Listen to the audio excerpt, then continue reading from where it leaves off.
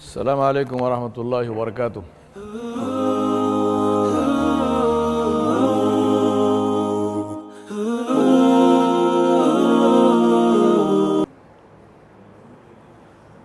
The issue of attitude really revolves and revolved around the whole concept. Again, we come almost full circle, which is the issue of identity. So one aspect of identity is my word is law, but it comes also from this belief that me first.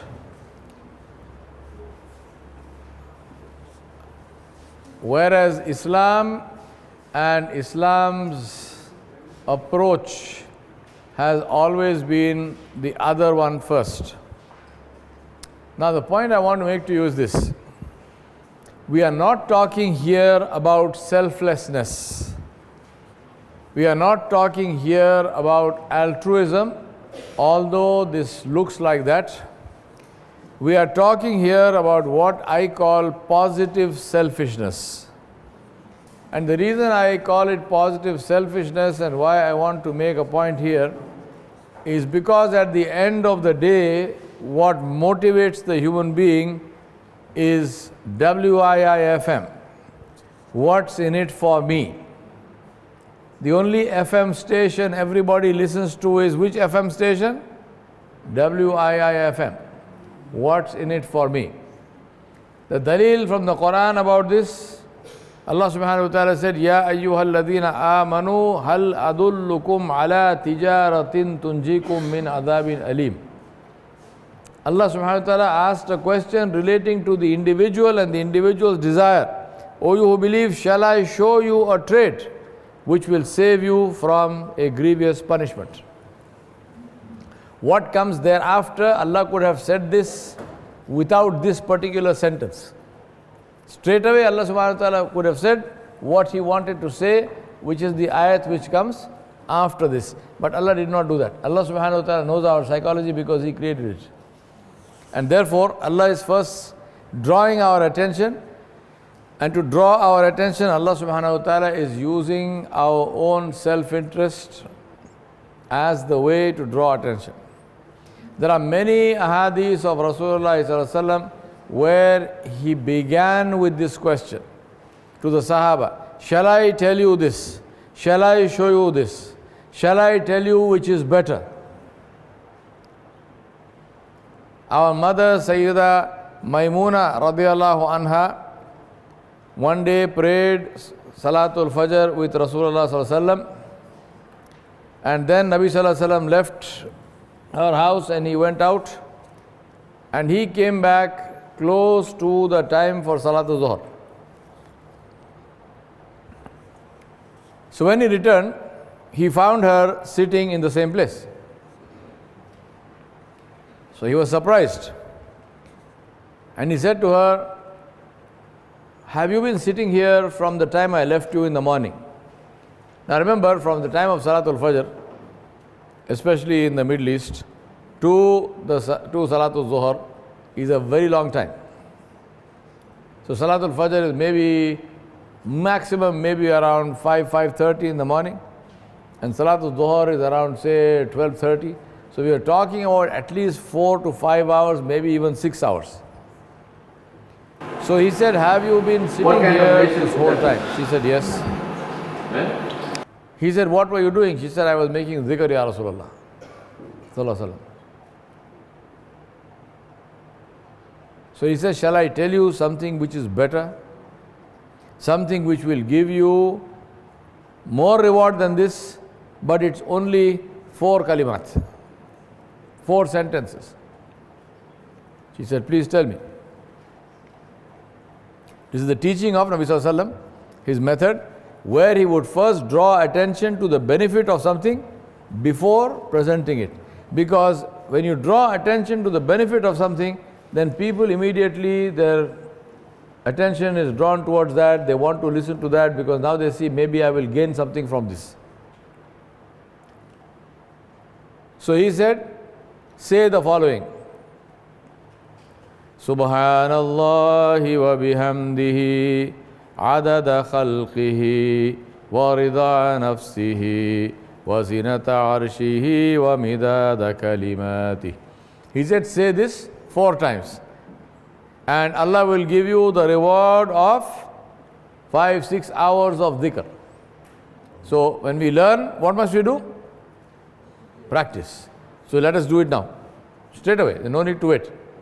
Subhanallahi wa bihamdihi adada khalqihi wa rida nafsihi wa zinata arshihi wa midada kalimatihi. Subhanallahi wa bihamdihi adada khalqihi wa rida nafsihi wa zinata arshihi wa midada kalimatihi. Subhanallahi wa bihamdihi adada khalqihi wa rida nafsihi wa zinata arshihi wa midada kalimatihi. Last time. Subhanallahi wa bihamdihi adada khalqihi wa rida nafsihi wa zinata arshihi wa midada kalimatihi. We ask Allah for his rida. See the beautiful adhkar of Rasulullah Sallallahu Alaihi Wasallam. See this one. This one is the dhikr of Allah which glorifies Allah subhanahu wa ta'ala's qudrat. In words which are impossible to describe except in the words of the Nabi alayhi salam. Subhanallahi wa bihamdihi. All glory and magnificence and purity and all praise and thanks is for Allah subhanahu wa ta'ala alone. How much? Adada khalqi. Equal to the count of all that He created. The purpose of dhikr is to reflect, not simply to say it. Reflect. How much of praise and how much of thanks? Equal to the number of things that He created. We don't even know how many things He created. That we have no clue. But even if we look at what we know, we are sitting here, look outside, there is a hedge. I'm not talking about the big trees. That little hedge is down below. Do you know how many leaves there are in that? Do you know how many grains of sand are there in the earth in which that plant is there?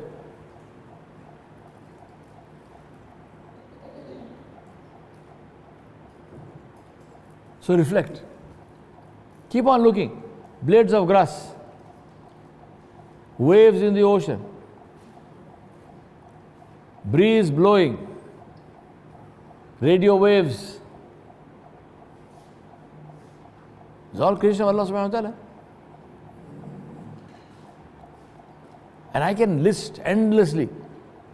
And remember, I'm not even talking about the animals and the human beings. These are small numbers. Just small numbers. Compared to the grains of sand, how many animals are there? Adada khalqi. Warida nafsi. How much praise, how much thanks? Until you are pleased. Until you are pleased. Wazinata arshi. According to the weight of the throne of Allah subhanahu wa ta'ala. Wamidada kalimati. Equal to the ink that is required to write the praises of Allah subhanahu wa ta'ala. To write the word of Allah subhanahu wa ta'ala. See the beauty of the dhikr. So Nabi sallallahu alayhi wa sallam used to teach like this. He used to teach in ways where he would ask people, he would draw attention to their interest, and then he would tell them what he had to tell them. So now, when we are looking at attitude, as I said, we are not looking at selflessness because there is no such thing.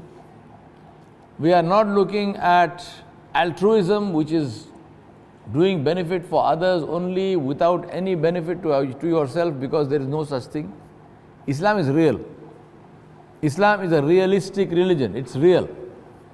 Islam recognizes that when we do good for others, we benefit much more than them. We benefit from, as a human being, you benefit from the contentment it gives to your heart. You benefit when you see the smile on somebody's face. You benefit when the other person, you see that you have relieved their suffering. It makes you feel happy, it makes you feel at peace. And then, of course, in terms of the Akhira, the minimum that Allah subhanahu wa ta'ala gives is 1:10. And then in the ayat of Surah Al-Baqarah, Allah subhanahu wa ta'ala said He gives 1:700. And then Allah said, يُضَاعِفُ لِمَنْ يَشَاءُ وَاللَّهُ يُضَاعِفُ لِمَنْ يَشَاءُ. Allah will increase according to His grace and majesty. Which means there is no boundary to that. Any amount. And remember, this reward is not only in the Akhirah. This reward is in the dunya wal Akhirah. So when we say putting others first and foremost, let us understand that we are not doing anybody any favor.